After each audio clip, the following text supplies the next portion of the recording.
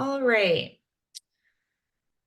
So I'm going to jump in. Thank you so much. I'm going to introduce the event. My name is Hillary Ross. I'm an advisor with the Global Network Initiative. Um, we're really honored to have speakers and attendees joining from around the world for this event on making tech transparency meaningful for the global majority. I'm going to kick us off and introduce things. I'm going to share a few housekeeping notes to start. And then we will jump into our lightning talks and our panel.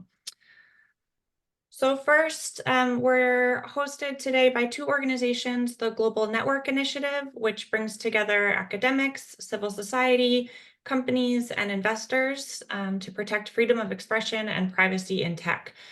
GNI is the leading multi-stakeholder forum for accountability, for shared learning, and collective advocacy on government and company policies and practices at the intersection of technology and human rights.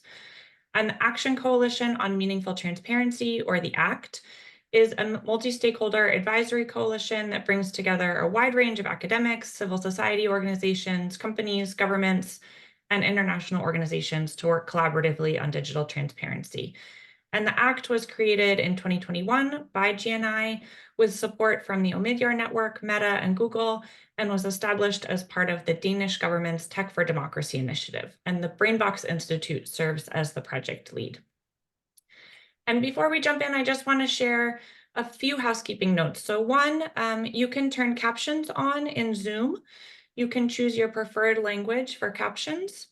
The chat is turned on, so feel free to introduce yourself there, share your organization, your name, any relevant work you think that attendees would be interested in, but please be respectful, otherwise we will be forced to turn the chat function off. And if you have questions, we encourage you to submit via the Q&A tool, not in chat. It will be hard for the speakers to track questions in chat, so please share those via the Q&A tool. If speakers have time, they might be able to answer them live. Otherwise, they might be able to answer them in writing if we're able to get to them. So thanks for sharing your questions and your thoughts. So I shared the organizations. So to the substance of our event. As we know, transparency plays a critical role in producing accountability related to the tech sector through mechanisms like access to data, human rights impact reporting, transparency reporting, and a variety of other mechanisms. Yet transparency efforts are under-resourced in global majority contexts. This is especially concerning as too often significant harms on digital services emerge first in global majority contexts. And this has become particularly urgent now, as we're seeing major regulations roll out around the world, including in the EU, focusing on transparency. So last year, the ACT commissioned research on making transparency meaningful in global majority countries, asking questions like you see on the screen, like how does the transparency context compare and differ across global majority regions and countries? What can we learn from regulatory regimes being enacted around the world? What are some of the key obstacles that researchers in global majorities face? And what are some of the key asks that can help foster accountability through transparency? And last year, as I mentioned, the ACT commissioned research digging into those questions. Today, we're thrilled to learn more about that research as well as practice during this event. So we have two parts. First, we're going to hear short lightning talks from 5 speakers from Shashank Mohan, Clarisse Taveras, Ricky Gaines, Nicolo Zingales, and Liz Arembo. I'm going to introduce each speaker and their organization a bit more as we go through the program. And then our speakers will be joined, will join a panel moderated by Professor Anupam Chander. I'll also introduce Professor Chander as we get into the panel. So before we jump in, I'll just a note to the speakers. We can all maybe go off screen except for the speaker who is giving the talk now. And then as you talk, you can come on with your video, and for the panel, everyone will be back on screen.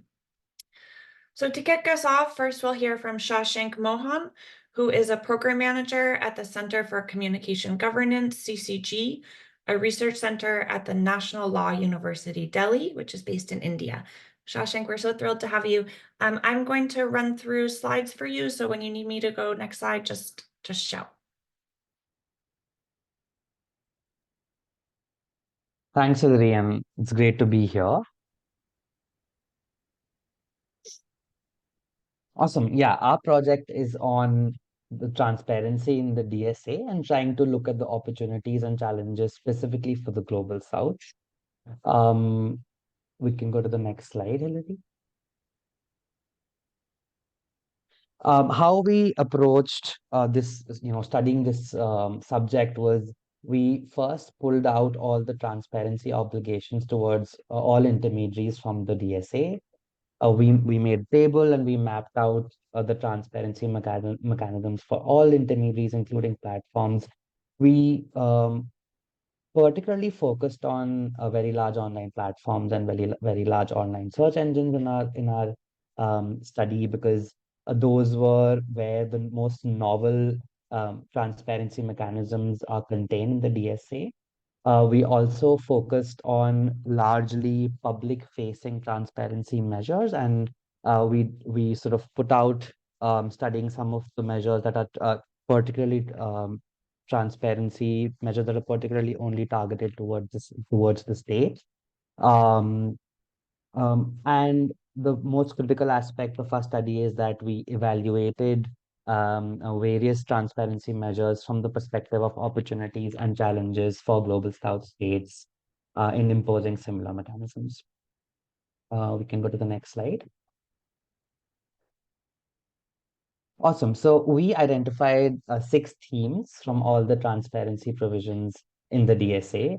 As you can see, those are content moderation, risk management, audits, advertising, recommender systems, and access to data for researchers. We can go to the next slide. Awesome. So some of our findings, especially for the Global South, are that one, digital literacy levels are very different in the Global South as compared to the Global North countries. And within the Global South also, there are various disparities when it comes to digital literacy. And we have to keep that in account when we institutionalize laws like the DSA and more robust platform governance laws. One of the key strengths of the DSA is its regulatory framework and its regulatory mechanism for enforceability. Unlike the European Union, a lot of Global South countries have varying regulatory capacity, especially on emerging challenges like internet regulation. A lot of times, especially big tech and bigger, larger intermediaries, often are entry points to a lot of citizens in the global south towards accessing digital services. That complicates the government's enforceability of law towards especially large platforms. And a related topic is that on dependencies on major platforms, that means that a large number of the population is dependent on major platforms for basic access to digital services. The other insight is limitations on research. That means that the research environment is very different in global South countries as compared to global North countries. Funding is limited. Certain research topics are very sensitive, and we have to be mindful of government sensitivities when we talk about research.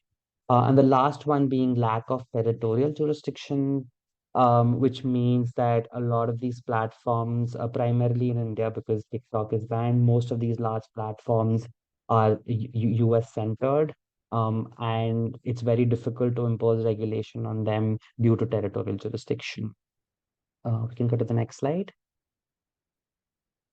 Great. So just running through some of our core findings. Of course, the DSA focuses and gives a positive impetus to systemic and process-based modes of transparency. Our research also shows that this is the right way to go instead of focusing on specific harms or specific pieces of content. We deeply feel that extensive engagement of civil society is crucial and should be the central aspect of forming regulation. Unfortunately, in India and around the global south, sometimes there are varying levels of engagement with civil society, and that's key to forming good regulation. Um, the global south needs to invest in building a diverse ecosystem of auditors, the researchers, journalists, and human rights practitioners to ensure the enforcement of regulation. One of the biggest challenges we see in India and other global south countries is the independence and the capacity of regulatory bodies that are again very crucial for enforcement of laws. um, of course, principles like necessity and proportionality must guide state action. We understand that the state sometimes needs exemptions from certain core protections, but that should be guided by necessity and proportionality principles. And one of our core insights is that a robust platform regulation law will only go so far. We need complementary legislation for privacy, data protection, and digital competition. So I'll stop there and hope to have a longer discussion in our panel. Thank you. Great. Thank you so much, Shashank. Oops, let me go to the next slide. Here we go. Yeah, thank you so much for reminding us the importance of local context as we're thinking about regulatory frameworks. And for kicking us off in this short form format. So next is Clarice Tavares, who is head of research focused on inequalities and identities at the Internet Lab, which is a Brazilian think tank focused on human rights and digital technologies. And I will go over to you. And Shashank, you can drop off camera. Thank you. Over to you. Thank you so much for the invitation. It's a pleasure to be able to talk a little bit about the research that the Internet Lab has been conducting on data access for researchers in Latin America. Well, you can go to the next slide, please. Last year, in partnership with GNI, we started a research project on data access for researchers. Our main objective was to understand how Latin America's researchers perceive the possibilities of transparency and access to platform data. We wanted to understand how meaningful transparency resources were distributed in the region and what were the obstacles researchers were facing in conducting their researchers. To do this, we conducted 2 focus groups and several in-depth interviews with researchers from Brazil, Chile, Argentina, and Bolivia. We are currently conducting a second round of focus groups and interview to further strengthen our arguments. And we can go to the next slide, please. Thank you. What we were able to perceive in this dialogue with researchers is that there is a scenario of discrepancy and access to data between the global north and the south, and the global south. While there are cases of partnerships between platforms and universities in European and in the US context, such as Social Science One or DataGood for Meta, or there are cases of informal relationships between platforms and researchers, this type of access is much less common in Latin America. As a consequence of these differences, Latin American researchers point out that there are research questions they cannot even pursue because they lack the means to do so. Beyond this case of partnerships that are rare in the region, it's necessary to take into account that there are a series of inequalities in Latin America that are not really directly engaged with platform transparency, but it negatively impacts the possibilities of conducting research here. Latin America, when compared to European and US context, has much lower investment in research and much less infrastructure for this kind of research. There is a lack of infrastructure for data collection and data processing, and there's like few efficient computers in public universities here and absence of cloud to resort to this data. We can go to the next slide, please. And from a regulatory perspective, it's still not clear how measures being implemented abroad, such as Article 40 from the DSA, impacts Latin American researchers, and there is lack of specific legislation regarding data access in the region. We can go to the next slide, please.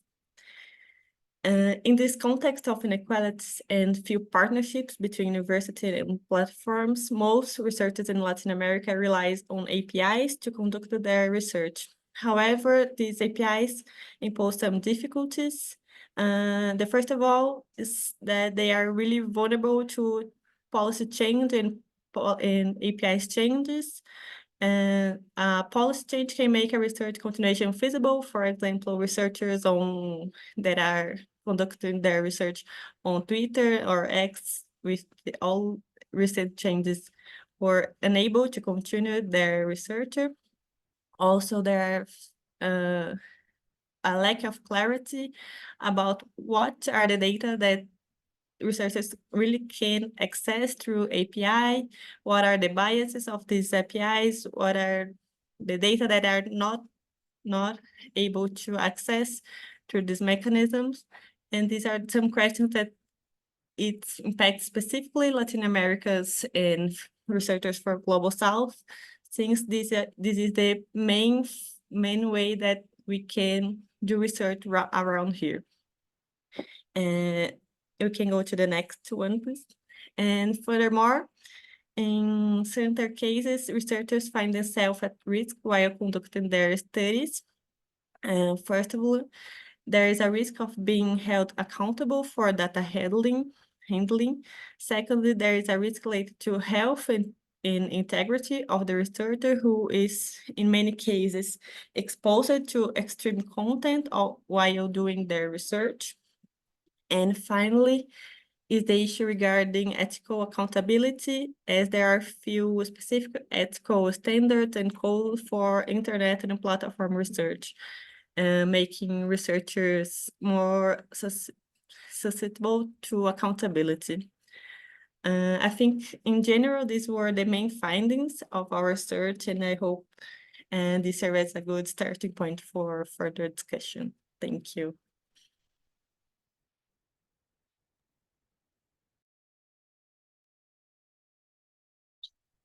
Great, thank you so much. Thanks for sharing your work on researcher access to data in Latin America, and for highlighting some of the specific needs and contexts that researchers and your colleagues are dealing with. So I'm going to pass on to the next speaker. Okay, we're going to go to Liz Arembo.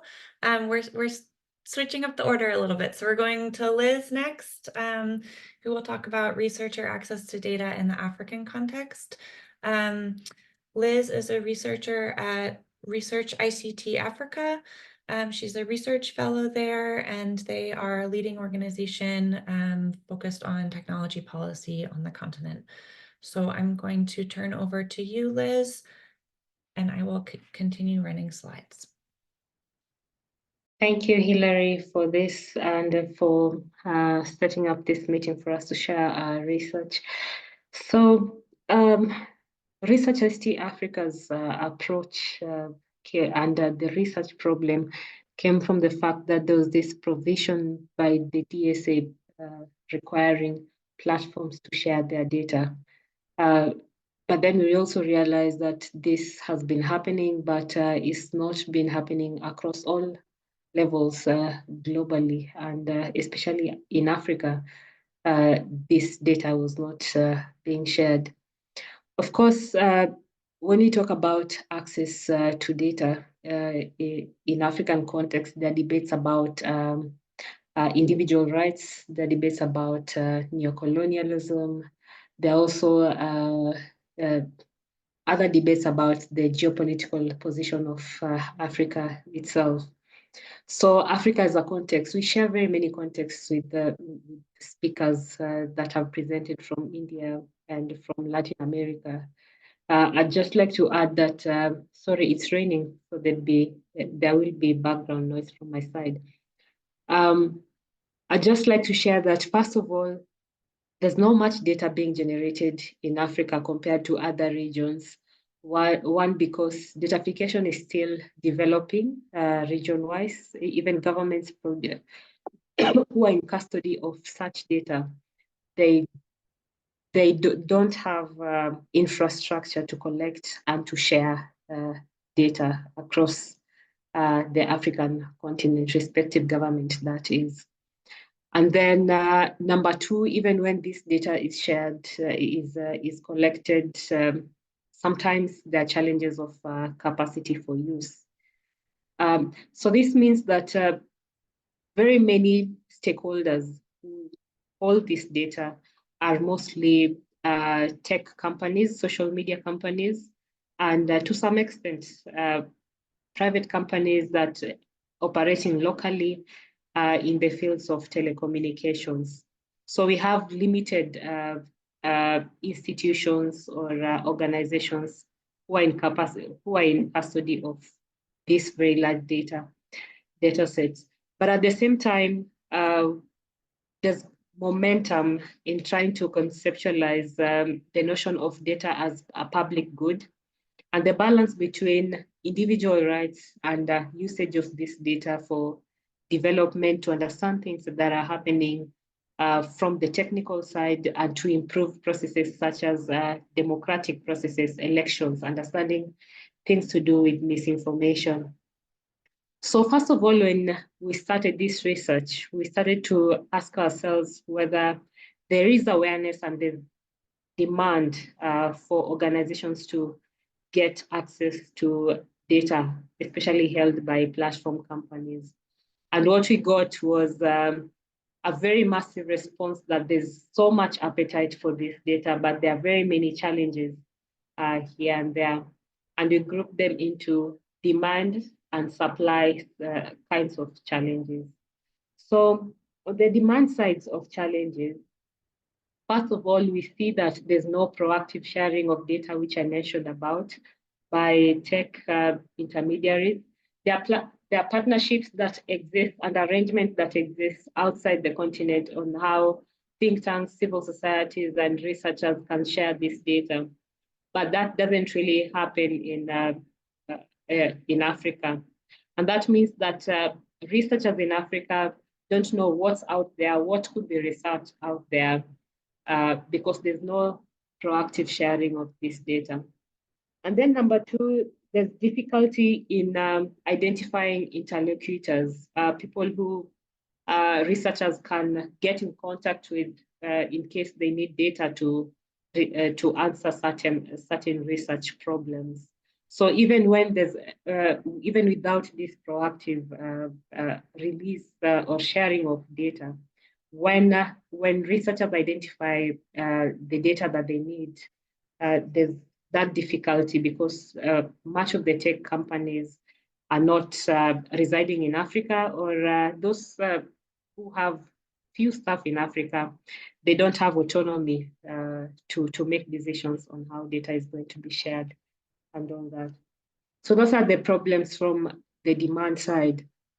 The problems from the supply side, because I don't know whether I mentioned that this data interested parties or stakeholders include those who are doing data journalism, civil society organizations advocating for digital rights.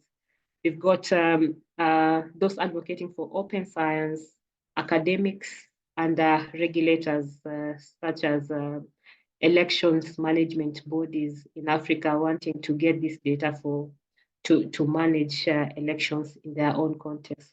And these are happening at the level of Pan-African, where different election management bodies came together to form association and to tackle things to do with the challenges when managing democratic processes in Africa. So yeah, I was at the demand side. Demand side include, as much as there's so much appetite to access this data, first of all, capacity to use this data, because there are very different levels of access. Thank you for moving the slide. I was depending on my memory. Because there's different level of capacities. So there are those civil society organizations that can't use this data because of lack of technical expertise, lack of awareness, and so and all that. But they would really like to access this data at different levels and make use of them. Number two are legal barriers, and cases like Elon Musk suing some certain civil society organizations on access to data by public scraping really drove chills to those organizations in Africa who are already accessing this data. Remember, there were some changes in organizational policies where, for example, X, which had open API access, where some organization could access this data, all of a sudden they changed their policies and organizations couldn't access. So this comes also at the high cost of accessing this data. So there are some arrangements where corporations, private companies have not really releasing the data, but actually sold data to some capable organizations in Africa, actually operated as very large business. And most of them are actually concentrated around bigger economies in Africa, South Africa, Nigeria, Kenya, some parts of North Africa, very few companies, I would say. But that's not really happening with civil society organizations because of the sizes of the organization, again, and the budget it requires to get this data from third parties, selling them in large scale. So we came across some interviewees who could buy this data, but then they say it's still costly, but because it is their focus area, they've had to find ways to get this data. Though if it can be made more accessible, then it would be so much of use to them. We did some consultations around FIFA, event in FIFA, and the Africa Internet Governance Forum. And from there, stakeholders were also concerned about digital rights, the balance between digital rights, things to do with confidentiality of this data, because they see that it's very important for this data to be shared for public good, but there has to be protection.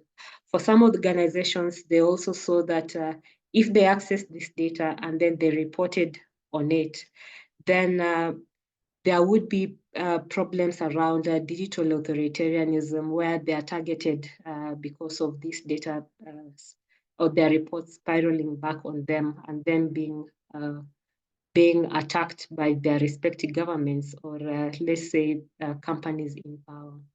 So those are the demands, the supply sides of this data, the legal and risks to do with disclosure and also capacity challenges. So what these two consultations, what we really heard from the people who are participating in this consultation was the need to form a collective alliance where stakeholders could access this data and to balance digital rights, protections, and access to this data. So there's also recognition that not everyone needs to access this data, and there needs to be some sort of governance in form of an arrangement like an alliance where stakeholders would be credited in different levels to get this data. And again, another point, organizations who are in so much need of this data, they really wanted the data so that they can research on things like disinformation, which is so much of a challenge to all global economies as much as it is in Africa with the fragile democracies. So yeah, so right now, as a follow-up of this research, we are in the process of coordinating a Pan-African Alliance for access to data, working with the African Data Protection commissions, and also working with the AU commissions. I'd like to stop there. I also think my time has reached.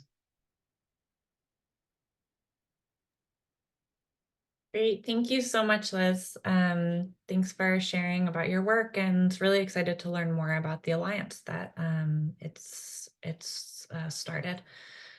So let me move on to our next speaker, who is Ricky Gaines.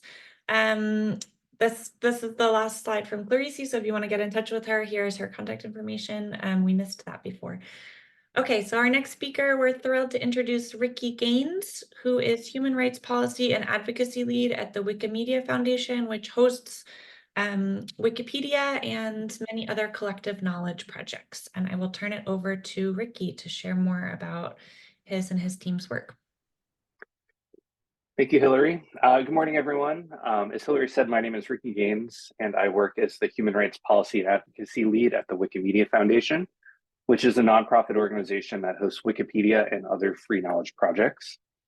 The Wikimedia Foundation supports a global self-governing community of more than 280,000 active volunteers who contribute, curate, edit, verify, and moderate content in more than 290 languages across 17 projects, with the goal of helping everyone share in the sum of all knowledge, all for free and without ads. Today, I'll be addressing the Foundation's approach to protecting and upholding human rights on our projects, as well as how we engage with civil society in this work and report on it publicly to foster transparency and accountability. The Wikimedia Foundation really began its journey in this respect in 2018 when it joined the Global Network Initiative as an observer. Shortly thereafter, we initiated our first ever human rights impact assessment, which analyzed the human rights impacts of the Foundation and the Wikimedia movement across all of their operations and activities.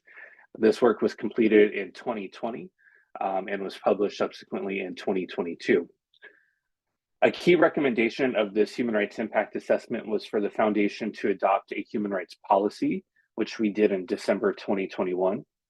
This policy commits the Foundation to protect, respect, and uphold the human rights of all those who interact with Wikimedia projects through 4 key areas, including conducting ongoing human rights due diligence, tracking and publicly reporting on our efforts to meet human rights commitments, using our influence with partners, the private sector, and governments to advance and uphold respect for human rights, and providing access to effective remedies. The Wikimedia Foundation occupies a unique position in the online ecosystem. We're both a nonprofit organization that serves a global movement pursuing an altruistic mission and the operator of a top 10 global digital platform with important responsibilities to the online public. These commitments, therefore, were not only informed by the UN Guiding Principles on Business and Human Rights or emerging legislation like the EU Digital Services Act, but also by our movement's core values and guiding principles. The Foundation believes that everyone in the world has the right to free access to information. We value transparency. In general, our policies and practices are publicly available on our websites, unless there's a particular reason they should not be. And finally, the Foundation wants to be held accountable to the people who create Wikimedia projects, to donors that make them possible, and to the readers that benefit them. Since adopting our human rights policy, the Foundation has conducted 3 additional human rights impact assessments, including a child rights impact assessment. And you can see on your screen the QR codes to check these reports out for yourselves. We published the child rights impact assessment back in January, so just a couple months ago. And we're also wrapping up a human rights impact assessment on AI and machine learning as it relates to our free knowledge projects, which we plan to also publish in the coming months. We also continue to publish biannual transparency reports, which detail how we respond, or don't respond to in many cases, to government requests for content alteration or user data. And you can find more information about these transparency reports on the QR code on your screen as well. Engaging with Wikimedia's volunteer community, civil society, academics, and other stakeholders is key to both informing the Foundation's human rights due diligence work and to holding us accountable. Wikimedia volunteers are most familiar with the human rights risks associated with this work and have often experienced these risks firsthand. The Foundation must collaborate closely with these volunteers to not only identify risks, but to also chart a path forward in a way that respects and benefits from local community governance processes. Similarly, civil society organizations are immersed in the nuances of the countless threats and risks facing the online public around the world, especially in global majority countries where the circumstances are complex and not easily understood by those of us working from outside of them. The Foundation relies heavily on these groups to help us identify threats and risks in these contexts and to help us identify strategies to mitigate them, particularly when conducting human rights impact assessments.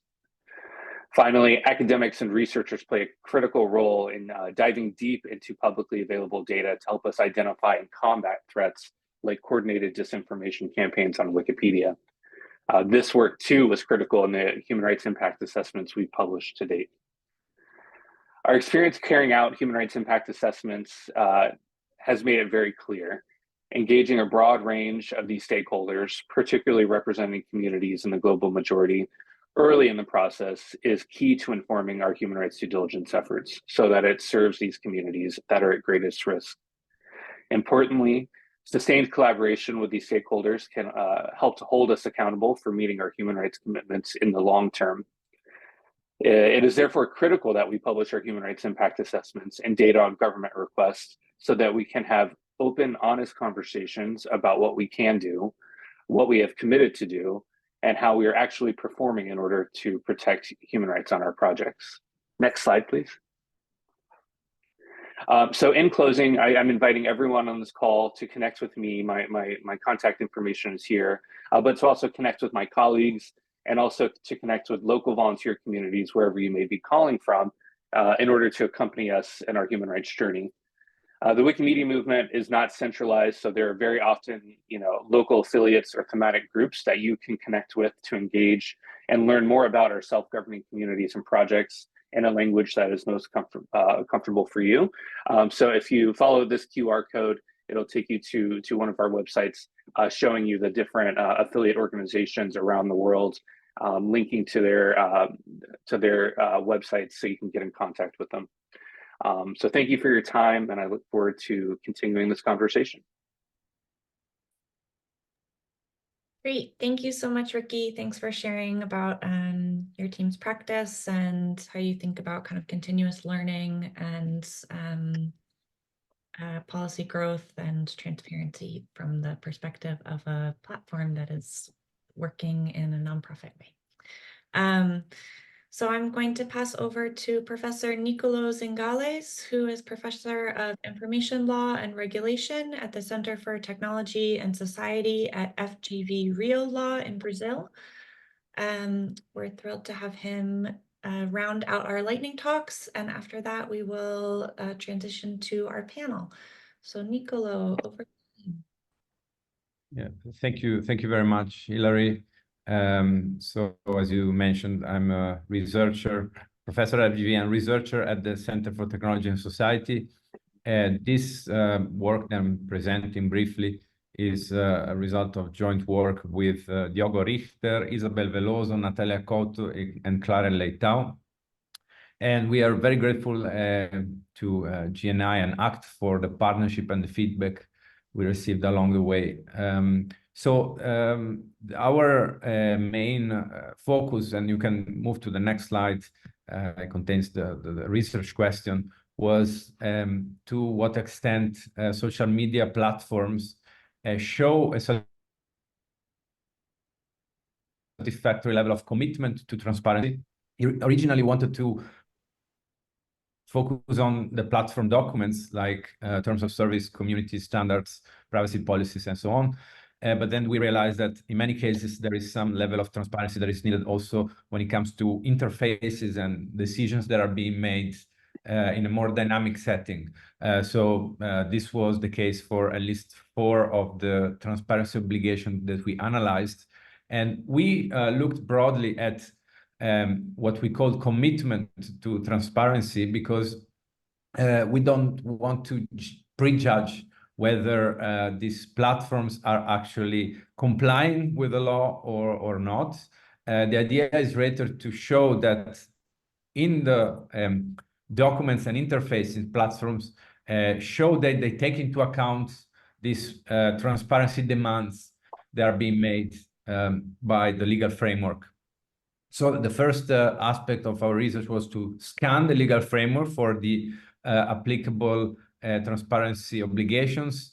For example, the internet law in Brazil, the consumer protection law, data protection law, and as well as some electoral legislation and specific law related to advertising. The second aspect was to try to map out what are the characteristics of these transparency obligations. So, for example, we looked at whether it's an individual type of transparency that describes the situation of the particular individual as opposed to a group aggregate type of transparency, whether it is a push or pull transparency, so whether it is upon request that this information is disclosed or it is spontaneous. And then two other types of categorization are relating to the procedural or substantial nature of the application. So does it concern the content that will be shown, or rather the procedures that are being used to make decisions? And finally, there is a distinction between strict or pure transparency, as we call it, and accountability more broadly. In the first category, again, we focus on basically the rights and obligations of the users under the social media, in those social media settings. And under accountability, we looked at the mechanisms that are provided for people to trigger a response from the platform. So essentially, whether there are channels of communications, appeals, databases that are being made available, and so on. And the other aspect that we wanted to look at is whether there is any influence from the European codes of conduct that platforms, many of these platforms have signed up to, because there are some obligations which indeed we notice that are being imported into Brazil, even without being strictly required.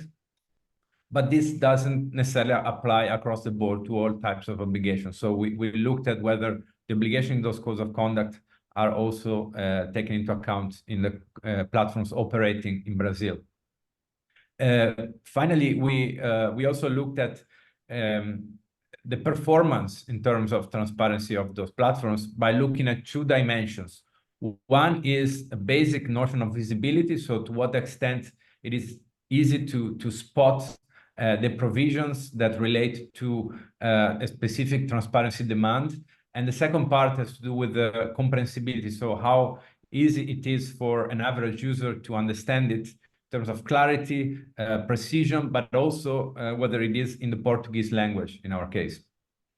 And then on the basis of this, we tried to look at what types of transparency work best, both in terms of the categories that I mentioned before, and also with regard to the different areas of law that we identified as relevant here, which are content moderation, the processing of personal data, consumer protection, and advertising. And on that basis, we also tried to look at the main proposal that we have now on content moderation regulation, which is the so-called PL law project on fake news, which is in some ways similar to the Digital Services Act. And we looked at how it performs in terms of getting the insights of these transparency trends that we have analyzed. So next slide, please. The results show that the relationship between platform documents and interface and transparency is complicated because there's a lot to it that has to do with dynamic interactions, and so it's not always easy to capture that from screenshots. You need to understand the process of transparency rather than just looking at specific elements in the platform policies and interfaces. But overall, it was quite refreshing to see that at least 72% of the obligations were referenced by the platforms. At least there was a mention of the topic. More challenging was the second dimension that I mentioned before. So how easy it was for the average user in Brazil to understand. Yes, and the second finding that we had is that there is not so much knowledge or obligation sources that are being imported from the European framework to the Brazilian context. And the other interesting finding is that the consumer protection bit appeared to be more effective in terms of transparency implementation than the content moderation and the data protection. This might have to do with the setting of the authority that is more centralized in data protection case and does not have local instances that are also able to oversee the situation. So here you see the final results regarding the types of transparency. As you can see, the individual type is more difficult to implement than the aggregate type. Similar, the push is easier than the pull. And then we notice more responsiveness when it comes to the substantial part of the relationship between users and the platform, and less when it comes to the procedures. So this shows that there is a need for more accountability mechanisms. So final slide, can you please move? Yes, thank you. We looked at how the existing proposal takes into account those trends, and it seems to do well in that sense, because most of the obligations are of the aggregate type. They are on the basis of spontaneous transparency and do not require requests. And also what is interesting is they prescribe a specific format that should be used, which is a gap that we had found in our analysis in the existing framework. Here you see that there is a metric that goes on to address the transparency with an annex that is included in the law. This annex details how the transparency reports should be made. However, the law also says that the authority that would be set up would also be able to refine this list of transparency demands that should appear in the transparency reports. So we can see a role here for discussion on what is the role of the authority, how it is best placed to address certain demands, and how instead maybe we can leverage the resources from the private sector to come up with standards and clarify, some of these demands. So overall, our response was, it's complicated and there are many ways to deliver the transparency information. And we see that there is a role for more discussion and more stakeholder involvement on how to set these transparency standards. So I guess for now, I will leave it here and looking forward to the discussion. Great. Thank you so much. Thank you, Nicolo, and thank you to all of our speakers. So we are excited to start our panel. So I'll invite all of our speakers to come on screen. The panel will be moderated by Professor Anupam Chander, who is based at Georgetown University's Law School, as well as a visiting scholar at the Berkman Klein Center's Institute for Rebooting Social Media. And he's an expert in tech law and a really careful thinker about transparency and tech accountability globally. So over to Professor Chander and our panel, and I'm going to stop screen sharing and hand it over to all of you. Thank you. Thanks so much, Hillary. And thanks to our amazing speakers. Those were phenomenal lightning talks. You covered a ton of ground in a very short amount of time. So that was action-packed. And I want to say one thing that struck me as I was listening to all of you was the amount of risk that human rights researchers are facing across the world, and especially, I think, in the global South.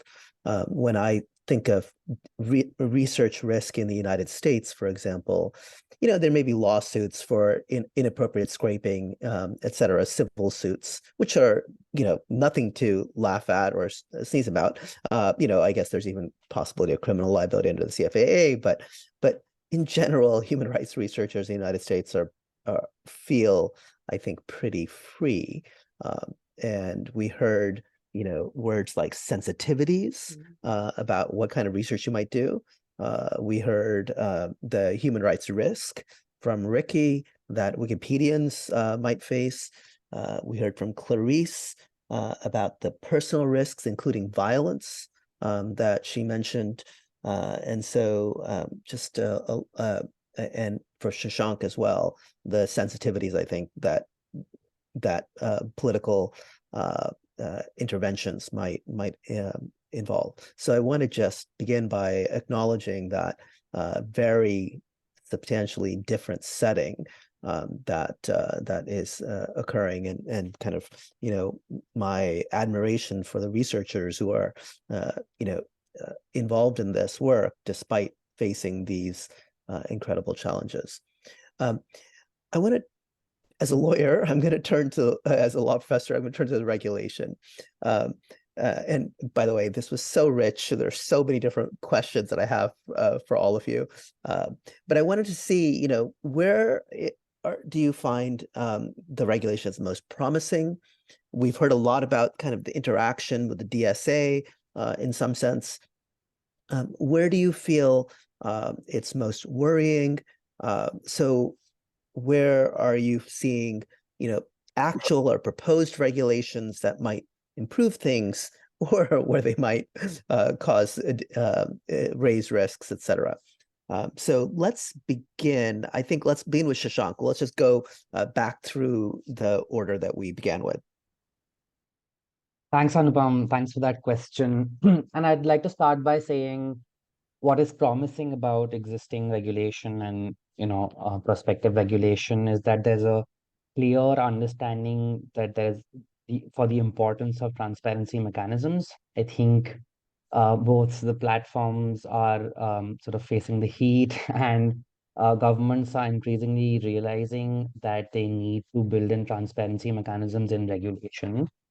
And the other thing that's promising is that whether it be the DSA in the EU or other regulations that will come forth in the coming years, there will be a lot of data and information that will become available to researchers like never before. Whether it's through ad transparency or through audits or through recommender system transparency or through just access to data for researchers, we hold the promise for access to data and information. Having said that, I do want to cover my list of worries, which is much longer, to say that I would like to start by saying that the DSA gives a lot of power to the European Commission and the digital service coordinators. And although they might be able to operate with a level of independence within the EU, I might be able to say that executive branches do not enjoy the same level of independence in India and other global South countries. So there's a definite risk of politicization of regulation and the politicization of enforcement. This is unfortunately the status quo in India, at least when it comes to tech regulation. And I'm sure it's true for other global South countries as well, which I'll leave my colleagues to talk about here. We need independent, well-funded regulatory bodies to make regulation enforceable that works primarily for users and citizens. A very quick last challenge that I see, and we have a finding from our research, is even the DSA uses broad and vague language for, let's say, definition of parameters that platforms need to, assess the recommended systems on, for example. And we fear that this will lead to some amount of transparency washing or open washing, wherein this will not lead to meaningful transparency and will become like a tick mark for platforms to subscribe to transparency laws without meaningful transparency. And power relations won't change between users and platforms and users and the state. So I'll stop there, and I'll let my colleagues jump in. Great. I'm going to turn to Clarice, and I'm going to remind the folks in the audience that they should feel free to post questions to the Q&A. Thank you for the question. Regarding regulation, I believe it's more interesting for me to talk about the Brazilian context and how it's related to the DSA. As Nicola mentioned, Brazil has been discussing platform regulation and transparency obligations for about 4 years now. The most advanced project with more discussion in civil society and more participation from academia is the fake news bill inspired by the duty of care model from the DSA. One of the issues that this bill concern is data access, inspired by Article 40 from the DSA. And the project aims to establish an obligation for platforms to guarantee access for data for researchers. However, the issue is heavily context here. The main dispute revolves around who qualifies as researchers. In Brazil, many research activities are conducted outside of academia by journalists or researcher center that are affiliated with universities such as Internet Lab that has no connection to any universities in Brazil. And so to define who will be able to have this right is essential for the debate here. And it's really unclear, how the DSA impacts our national context. Now, we have more access, we know new things, but it's not so direct, and we don't really have much access compared to the European context. In the sense, I believe it would be really important to have like a national discussion and regional discussion regarding like who can have this access, what is like data access in this region. So I believe that from a Brazilian perspective, it's like some points that I would like to reinforce. I think those are great points. Let me turn to Liz. Yeah, thanks. I would say an advantage to regulatory development for Africa would be that for a long time, the concept of sharing data in the context of right to access to information had developed quite slowly. And so with the DSA, it really built the momentum for that. And that was quite a good thing. Before that, the African data framework had actually called for this sharing of data, also in the context of development, but noted so much risk and inequality with data governance, and it set up to cure that. But still, momentum for data sharing for that, for information access, and especially to support democratic processes, wasn't really there, or stakeholders had that need, but there wasn't conversations around that. And DSA is coming in and really building up that momentum. On the other side, we see that institutions in Africa, I wouldn't say that they are weak, but they aren't really robust for implementation of some of these data governance provision as there would be in the global north. So for example, I think EU region has very robust institutions to implement some of these policies, even call tech platforms into account. But when the same happens in Africa, there's usually this argument that there's no, they don't have a very big market share coming from Africa. And so even complying to these policies, even when Africa itself develops these policies and puts them accountable, is really challenging. The other thing is what you also pointed about and also links to authoritarian regimes and researchers are actually afraid of conducting some various types of research, especially when it comes to election context. And so that publishing such kinds of research would render the organizations into more trouble and things like that. Yeah, I would say that it's still so much of an advantage that than a disadvantage, really. Great, thank you. Those are really important contributions. Let me turn to, I think, Ricky, I think you're next. Sure. You know, one thing I'm concerned about is that when governments are looking to regulate the internet, they have a handful of you know, search engines and social media platforms in mind when they are drafting these regulations, and they forget that there are other sorts of platforms out there like Wikipedia that have a fundamentally different model. And drafting legislation or policies or regulations that are overly prescriptive with one sort of online platform in mind, they are inadvertently going to do damage to projects like Wikipedia. In the UK, for example, the Online Safety Act is overly prescriptive, and you know, would require online platforms to do age verification. And the Wikimedia Foundation took a very strong stance against that, saying that if we are required to do age verification or age gating on Wikipedia, we will not be able to comply because they're not taking into account our model. Wikipedia is an online encyclopedia. We do not collect very much user data at all. In fact, we have very strong practices around data minimization.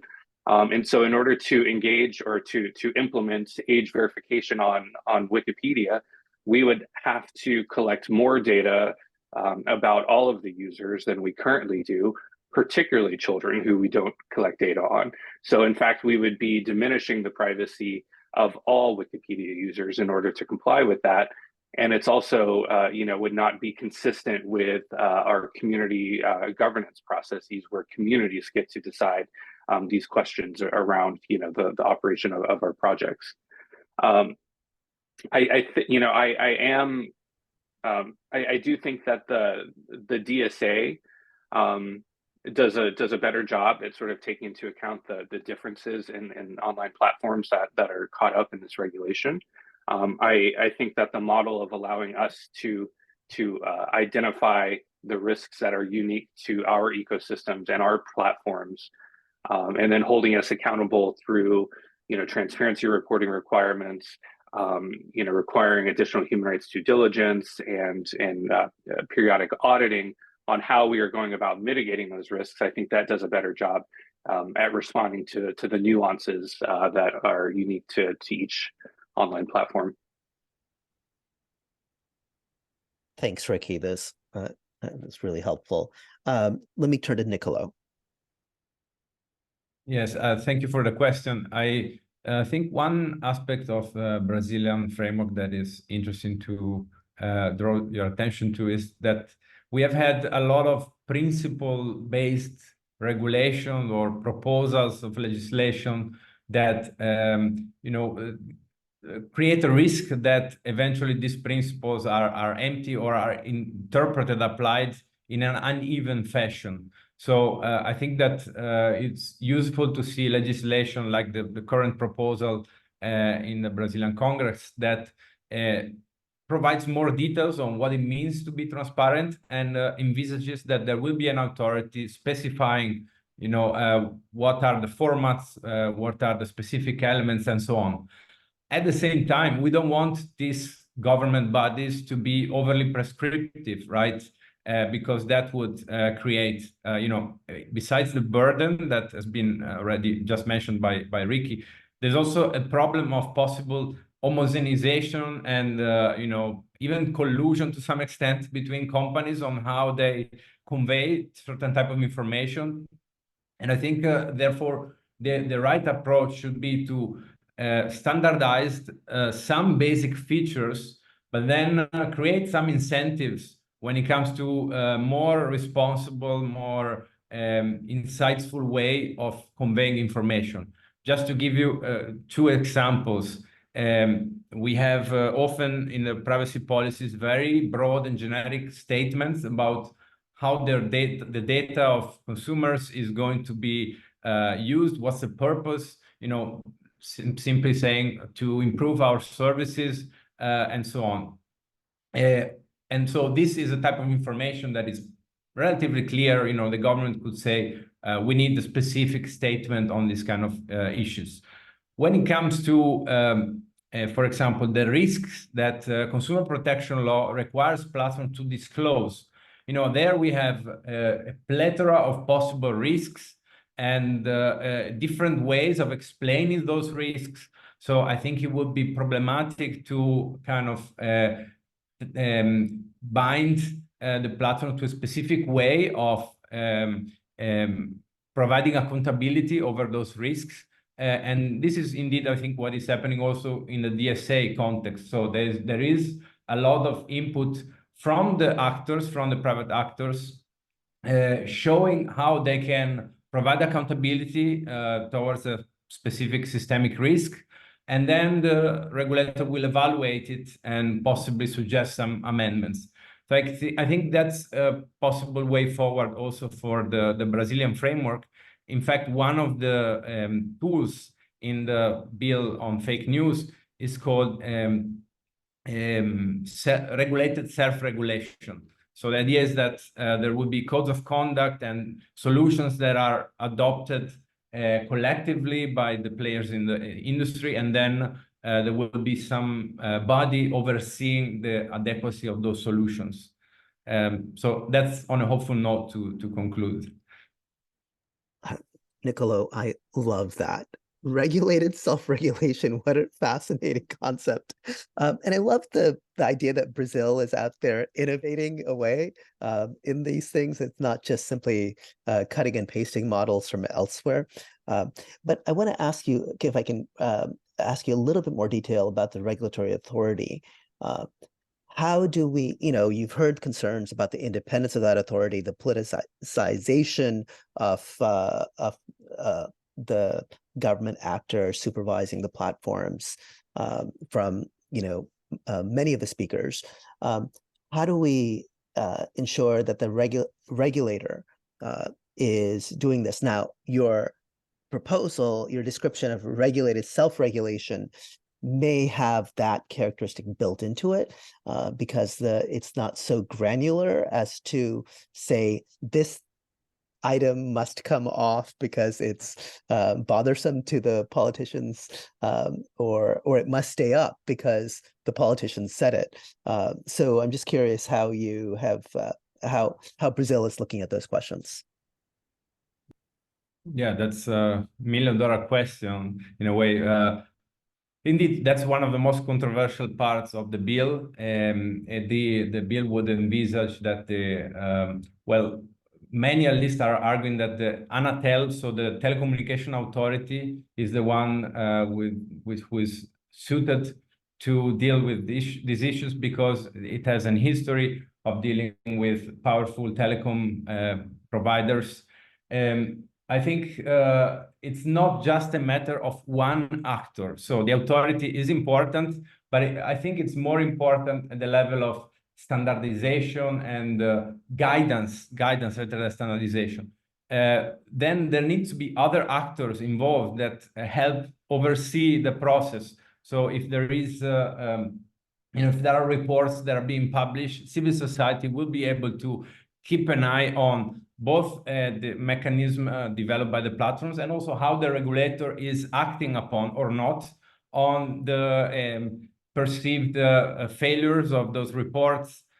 So I think it's a collective effort. And one concern that I have from the Brazilian context, which I'm sure probably applies also in other Global South jurisdictions, is that the regulator doesn't have the same amount of resources and capacity that it has, for example, in the European Union. So we cannot throw everything to the regulator and ask, to sift through hundreds or thousands of documents. That's not feasible. So we need some other actors. And I think also another aspect of the bill that is useful is the auditors, and this concept of having third parties that help the regulators understand transparency. Great, Nicolo. I think we should be starting to move to wrap up here. And so what I might do is simply go around the room and ask, what are the key takeaways? What did you learn from this process? And what would you like others to kind of take note of in particular? And I'll begin with Shashank for those remarks. Thanks, Anupam. And I'd like to start by saying that there is an opportunity for the Global South to study the DSA and push platforms for making changes that they'll make to their services in the EU. Of course, I want to signal that I'm not saying that we standardize anything. I want to say that every country should contextualize regulation. Every country should study their demographic and their regulatory capacity and then design regulation. But there is something to be said that especially big tech and big companies will be pushed to make changes in the European Union. We must ask them to make similar changes in our countries as well. I want to, just repeat something that Nicolo was saying, that Global South governments don't enjoy the same regulatory heft as Global North governments might have, especially with online tech platforms. And regulatory capacity and institutional maturity on one side, but also highlighting that a large number of our populations are reliant on big tech platforms for basic digital services, and that complicates the relationship between even the state and companies. We have Google Pay as a very big financial online digital sort of player in India. YouTube is huge in India. It's one of the largest markets in the world. Maybe WhatsApp even is the largest market for India. We don't have TikTok, so Instagram becomes like the short video format for India as well. And I know it will be a challenge for the government, even if it's willing to push these platforms to comply and toe the line. One of the strengths of the DSA is public-facing transparency. We don't have a lot of historical evidence of that in India, and especially in tech regulation. For example, there's a government appellate committee in India for appeals of content, and even their orders aren't made public. So it's very important that any regulation that countries like India and the Global South have, it focuses on public-facing transparency, because I think as even Clarice pointed to, how do we define researchers will heavily regulate which researchers really get access to data. I've focused on independence of regulatory and enforcement bodies. I think that's very critical in Global South countries. Even in India, for example, even our data protection law does not have an independent regulator. Just to conclude, we need strong data protection laws, strong digital competition laws, and strong media freedom laws for meaningful transparency in any regulatory effort. Thank you. So there's only one thing I disagree with you about, is the idea that we in the West, northern countries, have regulatory heft. I think in many of these contexts, I think you might be disappointed in how the regulators are regulating.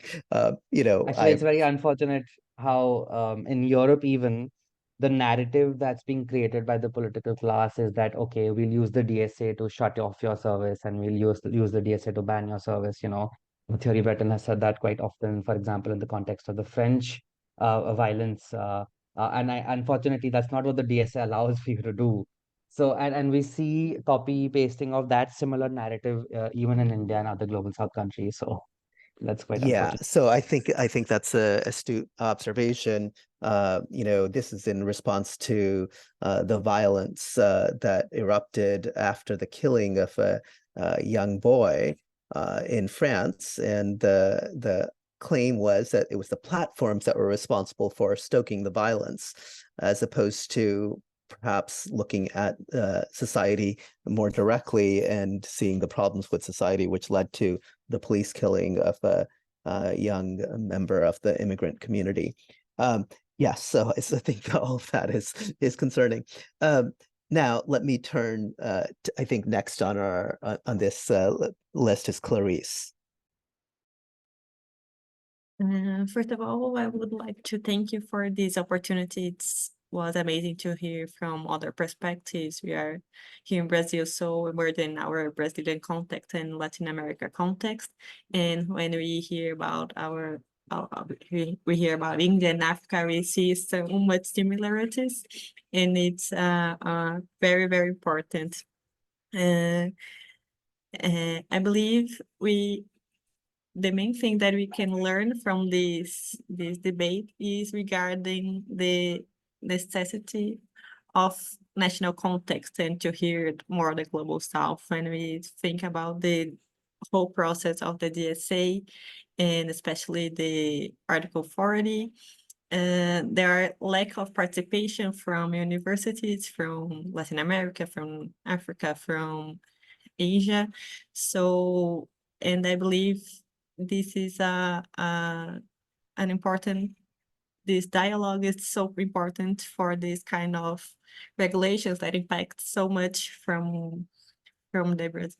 impact so much Brazil and impact all of us. And we need to have more participation. And I am really glad to be able to be a part of this conversation. Thank you so much. Thank you very much, Clarice. And I'll turn to Liz. Thank you for this very great moderation. I would say that the DSA has brought a very big opportunity even for data regulations in Africa, and especially in calling for data access for research, for us to better understand our societies. It has brought that opportunity for different stakeholders, be it civil society, academia, journalists, to build their capacities and use this data to support democratic processes, which are usually very challenging in Africa. In the context of elections, there's so much violence, the lack of trust within it. And I would say that it's also global, but in Africa, the context is much different. And the volatility of elections is also another thing compared to how elections happen across the globe. And so this support from stakeholders is much needed, and they would do that more effectively if they had broad data at different levels. So from think tanks who are able to crunch the data and push it down to the lower levels, where they can take conversations forward to a point where it can actually propel civic participation in this process. So I think it's a very good momentum, and it's also good that we are also seeing African institutions also placing so much importance, not only with access to data by platform intermediaries who host a very large amount of data about Africa, but also stakeholders even locally. So even that data sharing culture, the momentum about the conversations are really gaining ground. Thank you very much, Liz. And I really appreciated your earlier comments about worries about data colonialism as well. And so this is, and I really appreciate Africa's efforts to create a data governance framework that's suitable to the continent. Ricky. Sure. Anupam, thank you for moderating a great discussion, and thank you to GNI and the ACT for putting this event together. One of the things that kind of worries us at the foundation is, we're a nonprofit organization looking to serve the entire world, to make the sum of all knowledge available to everyone. We have serious resource constraints that a lot of other very large online platforms and very large online search engines don't face. We would love to be able to engage with governments around the world, but we just don't have the resources to do so. So not only is it important for us to engage closely with civil society around the world, particularly in the majority world, around identifying risks and threats to the online public so we can mitigate them on our projects. It's really important for us to engage with civil society to be able to spot, regulations popping up in various corners of the world, various countries that will have an impact on freedom of expression and privacy on our projects. We really have to partner very closely with civil society organizations to defend access to free knowledge, when it's blocked by governments that don't like something that is published on Wikipedia, but also to weigh in on debates around these emerging regulatory regimes that will also have really important impacts on Wikimedia projects. So to close, I'll just reiterate my invitation for everyone on this call, panelists or attendees, to engage with us and to reach out to me or any of my colleagues or a Wikimedia volunteer chapter in your area to get involved with our work and to support our mission. Thank you so much, Ricky. I really appreciate that. And finally, Wikimedia is doing so many great things across the world. It's, I use it on a daily basis, your various services on a daily basis. And it is, and the amount of risk that your Wikimedians are facing across the world for the editing and the kind of efforts to tell the truth and the debates over what the truth is that occur on your platform are pretty astonishing. And let me give the floor to Nicolo. Yes, so thank you very much, first of all, Anupam, for the great moderation, and all speakers for a very insightful discussion, which I thoroughly enjoyed. I think I've spoken enough, so I don't want to start another rant. I just want to close saying my two key messages are: first, we need to standardize only the most basic. So when there is really a lack of understanding of what a certain concept means, but we should allow for a proliferation of different solutions. Pluralism and competition is welcome in that perspective. And I think also another finding that we add in our report is that there needs to be more creative thinking around cross-jurisdictional solutions.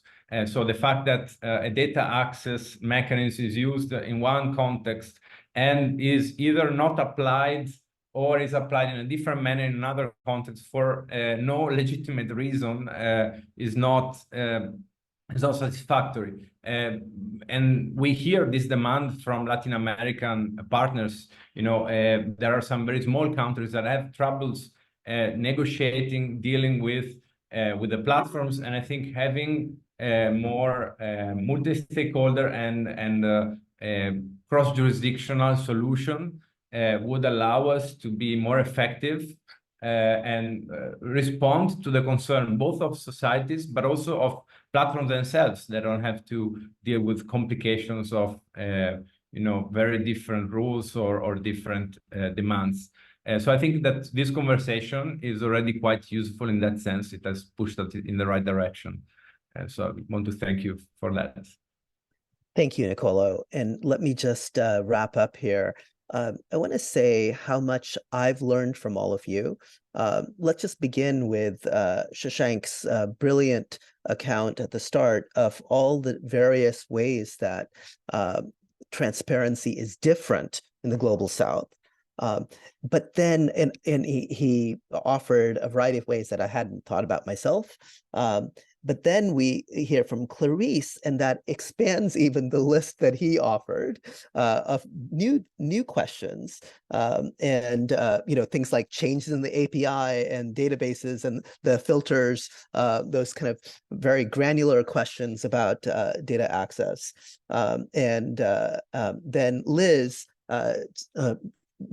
talked about the Pan-African questions that arise, the need for Pan-African sharing, for Pan-African solutions, which I think was a critical additional observation. And Ricky, who reminds us that many of the regulations are often focused on with 5 companies in mind, and they happen to grab Wikipedia by accident, I think, typically, and then they fail to admit their error later. Nicolo, who even tells us about the issues that arise with different languages. It's something as basic as that, which I think is really incredible. And so I think we've got a variety of just incredible insights in these projects. And I'm really grateful to the GNI and the ACT for bringing together researchers from the Global South. There aren't enough opportunities to do so. So kudos to Hilary Ross and her team for making this all happen. So thank you all. Thank And you. that's my Thanks, little Anupam. dog in the back. I don't know if you hear. So sorry. Thank you. Thanks, everybody. Thanks, Hilary. Great, thank you. Thank Thank you so much to all of our speakers. Anupam, thanks for closing us out. I'm gonna end us, and we will have a recording of this event that we'll share out, and hope to be able to share with folks who weren't able to join. So thank you. Thanks, everyone. Have a nice rest of the day. If you're in the US, enjoy the eclipse. Thank you. Bye. Thank you.